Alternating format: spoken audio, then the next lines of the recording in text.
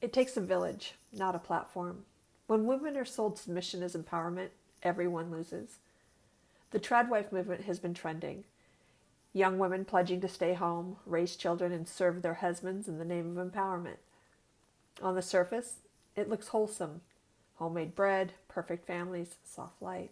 But behind the filter, I see a dangerous repetition of history. Because I've watched the story play out before. Generational memory. My grandmother stayed at home. She was provided for, but love was not what lived in her home. What I remember is sadness, bitterness, and regret. After my grandfather died, she laughed again, her voice lighter, her spirit freer. My mother got pregnant at 15.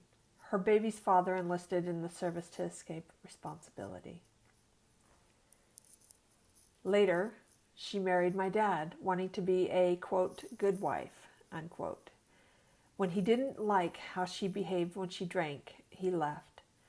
She told me stories of pushing me in a stroller, pregnant with my sisters, dragging my brother along, walking the streets looking for him. Even now, I can feel the anger of that image. I would never go searching for a husband who chose to walk away. If he wants to go, go. But take care of your children. My father didn't. Years later, I tracked him down, hoping for wisdom, some lesson that could help me grow, but there was nothing there, just avoidance and excuses. So I overcorrected. I lost respect for men altogether and attracted the very ones who confirmed my belief, the ones who dominated, deceived, and destroyed. That's the lineage I came from. That's the wound I carry. The new trap. Today, the packaging is prettier, but the message is the same. Social media influencers are selling submission as salvation. Women who preach stay at home and serve while monetizing every click.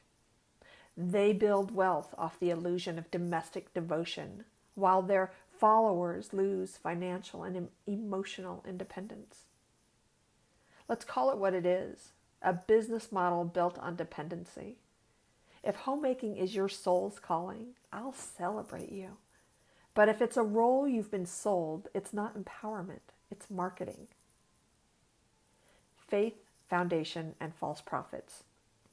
Here's what keeps whispering in my spirit. Trust your faith, not the influencer. If you want to live traditionally, fine, but check your motives. Are you doing it because you feel called or because someone told you it's the holy way? If your love for Johnny, the kind, hardworking man who earns just enough, is real, honor that love. Don't dismiss him because he can't fund your aesthetic. But if you go searching for a husband with earning potential, just so you can fit the image, you may find wealth, but lose warmth. When you build your life around a movement instead of meaning, you may wake up and realize you never built you. I know this because when I finally returned to my light, when I gained the freedom to explore, to heal, and to remember how to love anchored in truth, I discovered a completely different kind of partnership. I didn't fall in love out of need or even want. I fell in love because I recognized a soul who was meant to walk beside me, to learn with me, to love with me, and to grow with me. That kind of love can only root itself in truth. It's not dependent, it's divine. Let's be honest.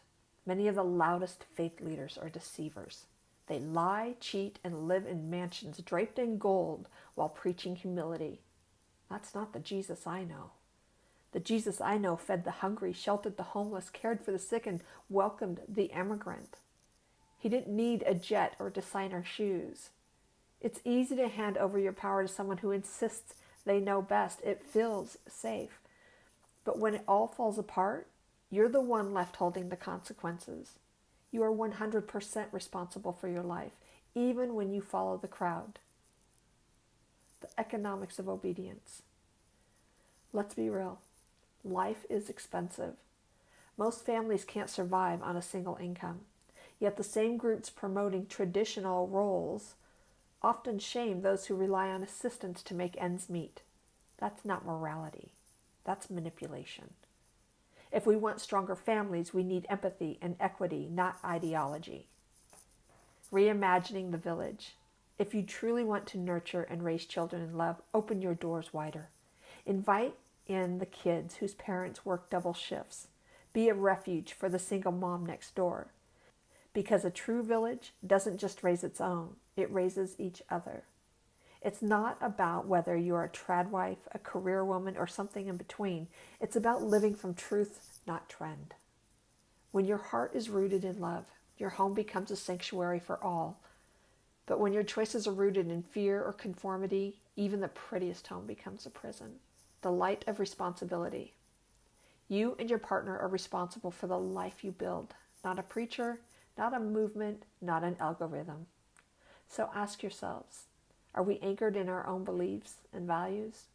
Are we following our dreams or someone else's blueprint?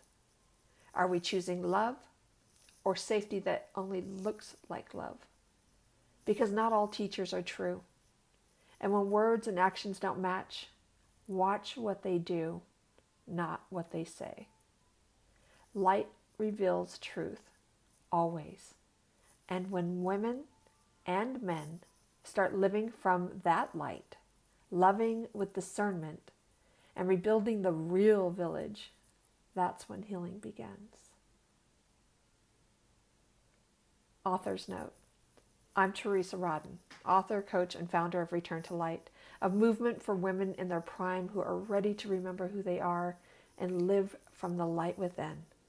My work is rooted in helping women break patterns of numbing, self-doubt, and performance so they can reconnect with their truth, their purpose, and their joy.